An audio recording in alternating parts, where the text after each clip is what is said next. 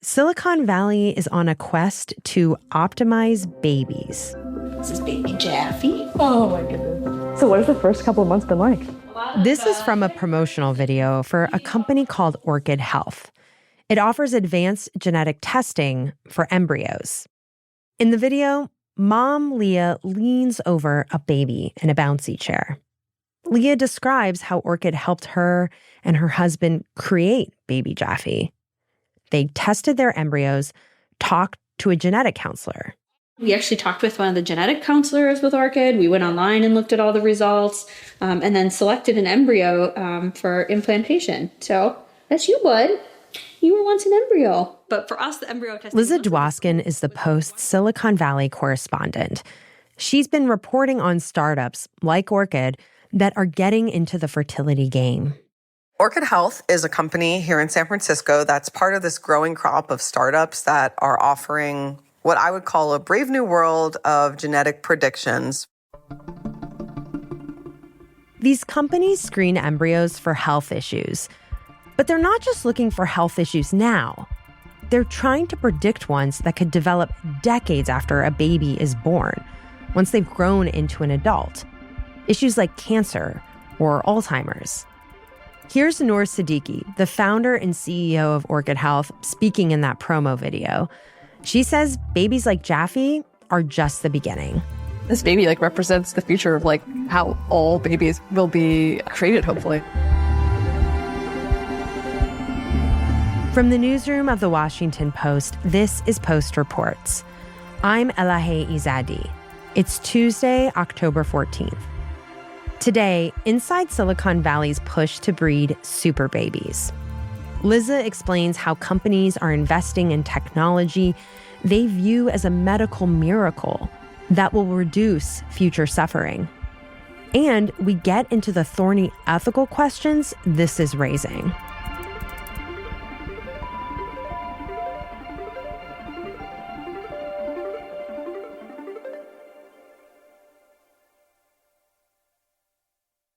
Hi, Liza. Thanks so much for making time to talk with me today. Thanks for having me on. So I'm really excited to dive into this reporting that you and your colleagues have been doing. To start, why did you decide to profile Noor and her company, Orchid Health? Well, I got interested in this because I'm a mom of two and I've gone on my own fertility journeys, and I've experienced the anxiety and sometimes the agony of just, waiting for the results of a genetic test about your baby. And then I discovered this sort of whole world of fertility hacking. And there's a lot of investor money going towards financing companies that extend or improve fertility right now. Companies like Orchid are focusing specifically on what you'd say optimizing the baby, using genetic selection and advanced genetic testing to basically help families who are implanting embryos through IVF choose the healthiest embryo, the embryo that's least likely to be affected by disease. That is so fascinating. And I want to dig into that in a little bit. But before we get there, how did Noor come up with the idea of Orchid Health? What she says is that, her mom was born with this debilitating genetic eye disease called retinitis pigmentosa that essentially made her effectively blind. She couldn't see. And she said if we had had better genetic screening back when my mom was born, well, we could have chosen a different embryo that wouldn't have had the eye disease. She had this family trauma around her mom, and she wanted to do something to solve that. Okay, so this is personal for Noor, but I want to understand how the genetic screening that Orchid is doing is different from what's commonplace already. Certain genetic tests are already standard during pregnancy, and people do some of this with IVF, in vitro fertilization. So how is what Orchid is delivering different from what's already out there? Yes, many people who do IVF will also have the embryos go through a genetic screening because some of these mutations can actually cause a failed pregnancy. So you'd want to do a genetic screening to also help the health of the pregnancy and the success of the pregnancy. But what Noor and Orchid are offering is sort of eons beyond what your standard IVF clinic is offering. They're offering, I think, over 1,000 possible rare diseases that a baby could be born with that they'll screen for. they take just 5 cells from an embryo. And through those just 5 cells, they make a full sequence of the genome. And then they look at the health of the genome, whether it has genetic mutations or chromosomal abnormalities or clusters of genes that point to diseases. And this could be a tragic disease that the baby is born with from the moment of birth, or they are also making what are called polygenic predictions about diseases that these babies could develop when they're adults later in life, like Alzheimer's or obesity or diabetes. Okay, that was a lot of science. So let's just unpack this a bit. So not only are companies like Orchid doing a sort of souped up genetic testing on an embryo to see if anything genetically could be wrong now, but they're also making predictions about an embryo's future health called polygenic predictions, right? How does that work? Polygenic scoring is this really interesting and emerging area of science, which is around making predictions for the diseases of a population based on their genetics. And what you have in various countries around the world, particularly in the UK and in Europe, you have what are called biobanks. And these are repositories of genetic data where adults like you and me could go say, I volunteer, maybe I'll get paid some money, to have my genome sequenced for the purposes of science. And now they can look at those people's diseases, who got heart disease, who got schizophrenia, who developed obesity. And they can say, are there any correlations between the genes of these people who got these diseases? And it turns out that there are clusters of genes that they've identified in large populations that seem to be predictive of disease. So again, these are predictions. It's just about the likelihood. No one's saying you are going to get cancer if you have this particular constellation of genes. And then if you're a prospective parent, how does this work? Like, let's say it is being offered in the clinic that you are going to. How much does it cost? What do you have to do? It costs $2,500 per embryo you screen. And obviously, most families want to screen all their embryos because the point is to compare one embryo against one another to pick the healthiest.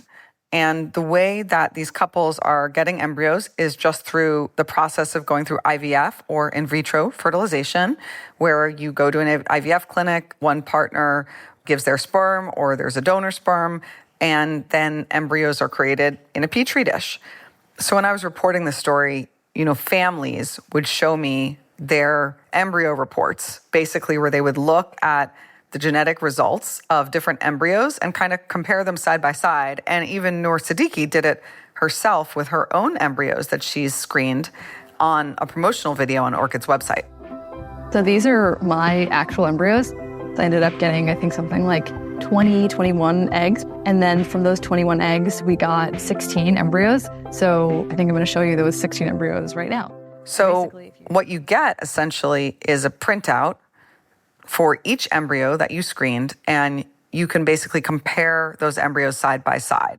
You can compare embryo 2 to embryo 3 and say, okay, look, fortunately, we just avoided risk for hundreds of diseases that otherwise you wouldn't have been able to detect until after the baby was born. Again, we're looking at embryos. This is before. And so there, you're looking many years into the future. It's a percentage score. So for breast cancer, you see a delta of, this embryo is close to the population average risk of about 14% lifetime risk compared to this embryo, which is very elevated. So it's a 37% lifetime risk. And when families are weighing this side by side, they're literally like choosing the babies by spreadsheet in a certain sense. Liza, we've been talking a lot about just the technology itself, but did you talk with anyone who has used Orchid as a service, and what was their experience like? Yeah, so all the people I spoke to who use these services had something in common, not only that they had means, but also that they had rare diseases in their family that they didn't want to pass on to their children, and it wouldn't have been caught by a regular embryo screening, so they wanted more advanced screening. One of the people I spoke with was Roshan George and his wife, Julie. They live in San Francisco. They work in tech. We had a little bit of interest in this stuff, so it seemed like a pretty good idea. And then we went ahead with it, and it was... They found that they were carriers for this pretty rare genetic mutation that can cause hearing loss in a baby. And They found it was too complicated through their regular IVF clinic to see whether their embryos were carriers of that genetic mutation. So they went to Orchid and they actually screened 6 embryos. And the end result is we have 6 embryos, but 2 of those embryos are completely affected, like very likely that they will be born deaf. And 2 are carriers, just like me and Julie, and 2 are completely unaffected.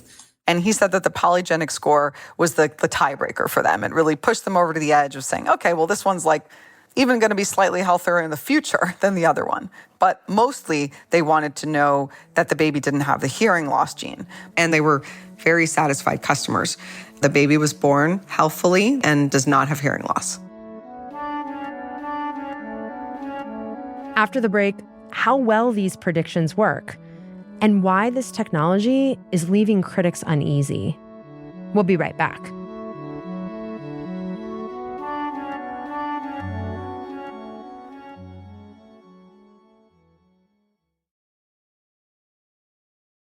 So, Liza, we've been talking about the promise of these new forms of early genetic testing, but I wanted to now just kick the tires a little bit on this technology.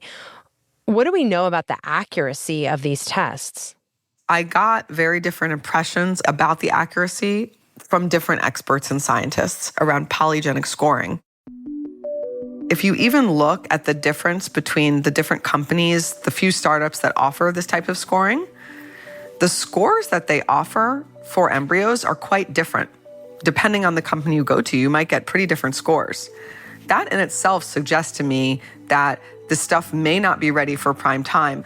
Each company is going to have its own secret sauce, its own algorithms. And those algorithms are based on the latest scientific research. Nonetheless, how you make your proprietary algorithm is different for each company, and the results can be quite different. And then the weight that environmental factors have in getting a disease, that's a big unknown. You know, even though we're learning more about genes, environmental factors, stress, all epigenetics, it's called, all that stuff can actually affect whether a gene or gene mutation expresses itself or not.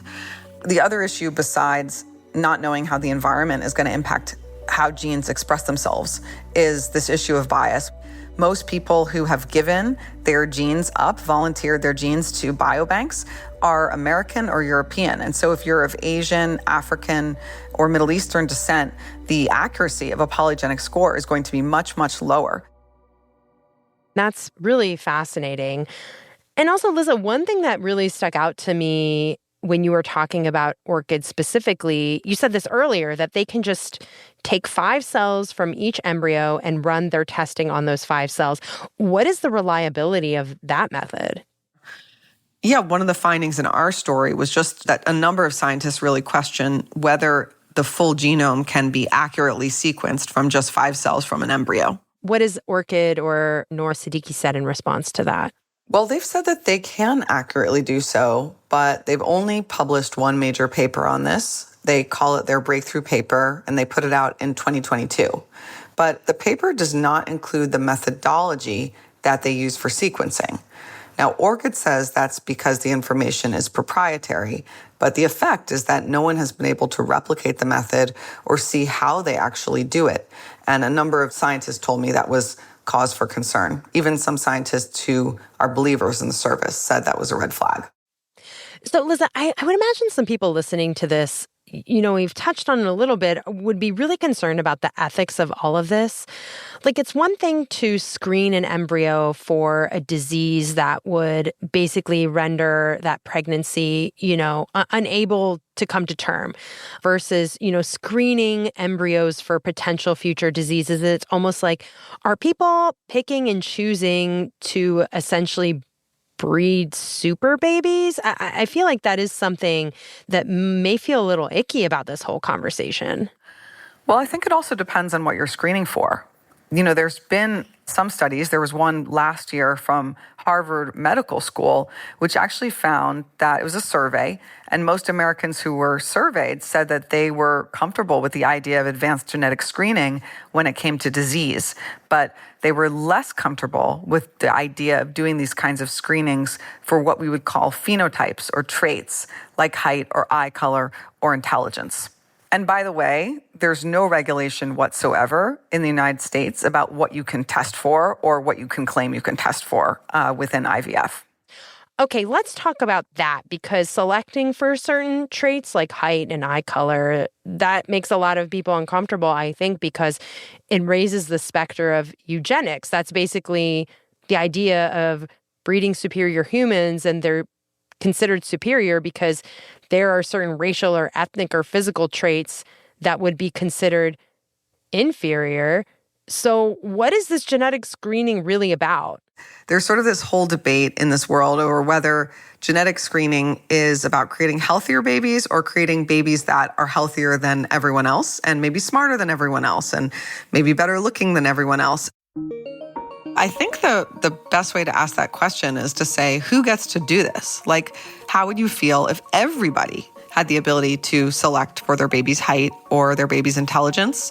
I think that core question is right. If it was available to everybody, if everybody could pick intelligence or height, maybe that would feel more equal and less icky, less unethical. But the fact is right now these services are only available to a really small number of people. So then you start getting, into this race of who gets to make the smarter babies.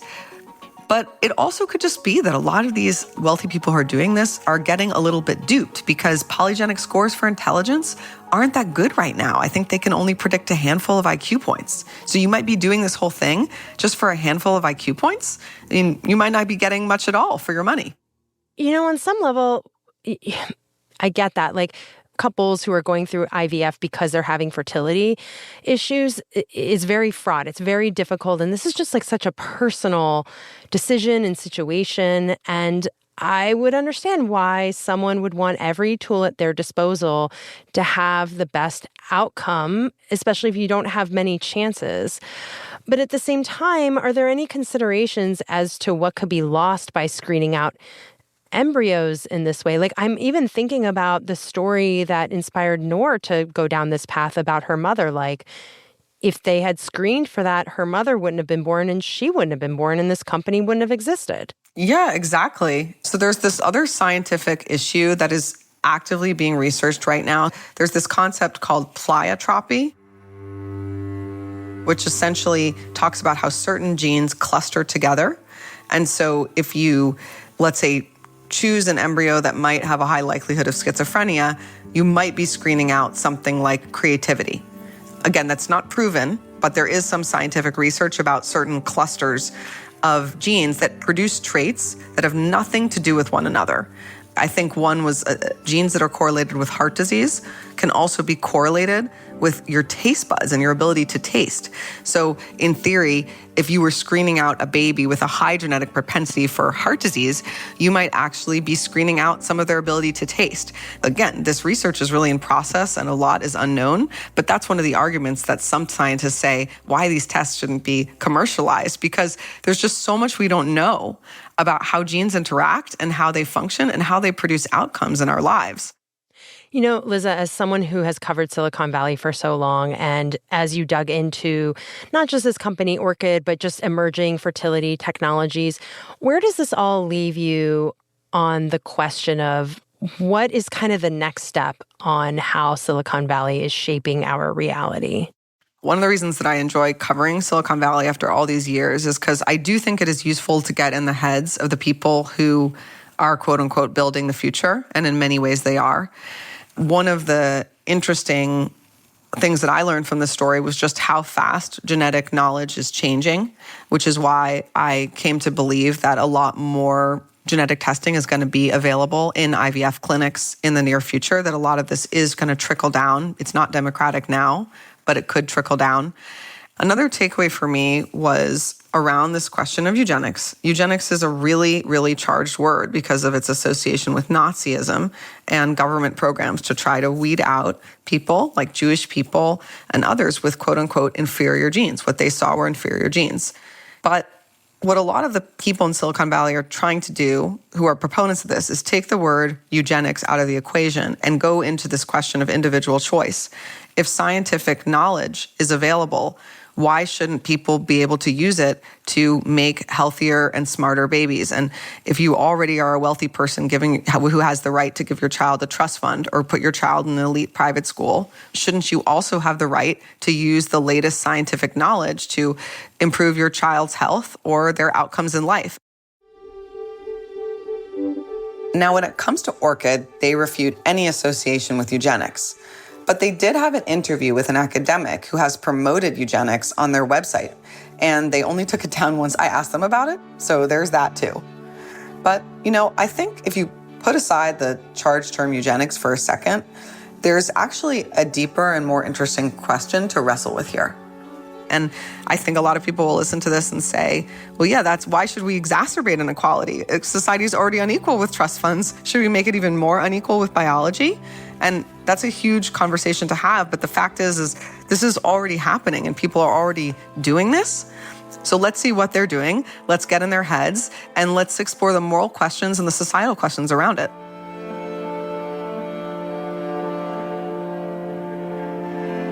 Liza, thank you so much for joining and sharing your reporting. Thanks so much for having me.